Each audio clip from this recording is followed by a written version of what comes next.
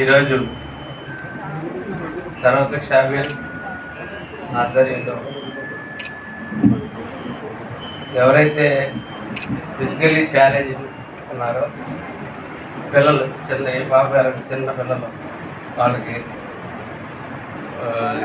భగవంతుడు చిన్న చూపించడం వల్ల మొత్తం మీద ఏదైతే ఈవేళ మన మధ్యలో కొంచెం ఇబ్బందులతో ఉన్నారు వారందరికీ ప్రభుత్వం కూడా చంద్రబాబు నాయుడు గారు ఏదైతే పవన్ కళ్యాణ్ గారు అయితే ఆలోచన విధానం ఏంటంటే ఏదో మన ఓత ఇవ్వాలా